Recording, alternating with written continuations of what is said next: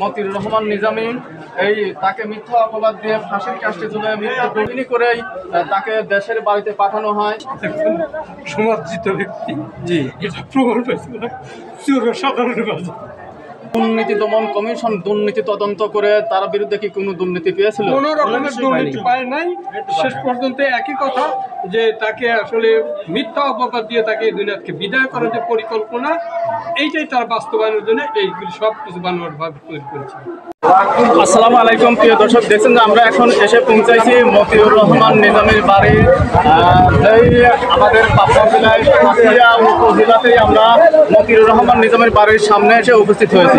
আপনারা জানেন যে মতিউর রহমান নিজামীকে ফাঁসির কাস্টে ঝুলিয়েই কিন্তু একসময় মিথ্যা অপবাদ দিয়ে ফাঁসির কাস্টে ঝুলিয়ে তাকে মৃত্যুদণ্ড দেওয়া হয়।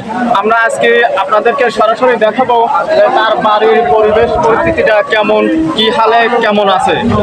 এবার আমরা প্রবেশ করছি মতিউর রহমান নিজামীর বাড়ির দিকে।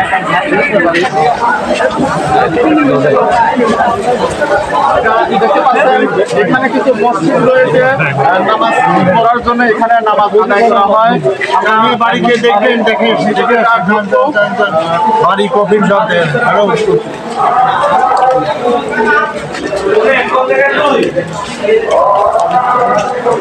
আমরা এখন ভিতরে প্রবেশ করলাম।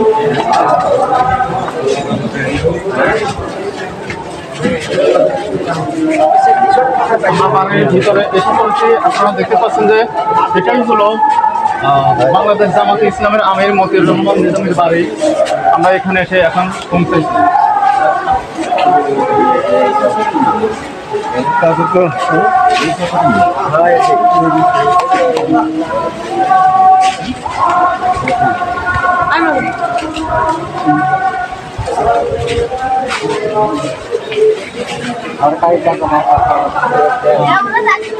আমরা বাড়ির চতুর্থ সাইডে ঢোকার পরিবেশ করছি। এখানে কফিন কোথায় রাখা আছে? কফিনের ভিতরে, ওই ঘরের ভিতরে ওই ঘরে। আমরা কিন্তু আপনাদেরকে বাড়ির পুরোটাই দেখাচ্ছি যে বাড়িটা কেমন বাড়ি। সে দীর্ঘদিন যাবৎ বাংলাদেশ জামাতে ইসলামের আমির ছিলেন এবং বাংলাদেশ মুসলিম কান্ট্রির সেক্রেটারি ছিলেন মতিউর রহমান নিজামী, যাকে মিথ্যা অপবাদ দিয়ে ফাঁসির কাস্টে ঝুলে মৃত্যুদণ্ড দেওয়া হয়। আমরা তার বাড়িটা আপনাদেরকে দেখানোর জন্য পূর্ণভাবে চেষ্টা চালাচ্ছি।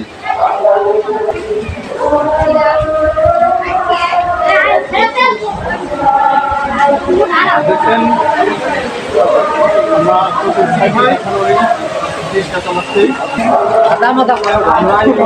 ভিতরে যেটা যেখানে মৃত্যুদণ্ড দিয়ে এখানে পাঠানো হয়েছিল কফিন রয়েছে, কফিনটা দেখার জন্যই কিন্তু আমরা ভিতরে প্রবেশ করছি। কফিন আমরা কিন্তু এখন এসে পৌঁছাইছি, যেটা এটাই হলো সেই কফিন যাকে বাংলাদেশ জামাতে ইসলামের আমির ছিলেন মতিউর রহমান নিজামী তাকে মিথ্যা অপবাদ দিয়ে ফাঁসির কাস্টে ঝুলে মৃত্যুদণ্ড দেওয়ার পরে এই কফিনই করেই তাকে দেশের বাড়িতে পাঠানো হয়। এটাই হলো তার কফিন, আর এইটাই তার বাপের বসত ভিটা, আর এটাই হলো মতিউর রহমান নিজামীর বাপের বসত ভিটা। আপনারা এই মতিউর রহমান নিজামীর সম্পর্কে আপনাদের কতটুকু কি জানা আছে এই বিষয়ে? আমি তো ছোট থেকে যখন আমি সম্পর্কে আমার আত্মীয় হয়েছে তখন থেকে আমি জানছি এবং সারা বিশ্ব থেকে সমাদৃত ব্যক্তি জি এটা প্রমাণ পাইছিল সাধারণ বাজার। ঠিক আছে, এরপর আমি যেখানে গেছি তারপরও দলীয় যদিও সে আর এক দলের হয়, কিন্তু এক বাক্যে স্বীকার করছে না সে ভালো ব্যক্তি হিসাবে, সে ভালো।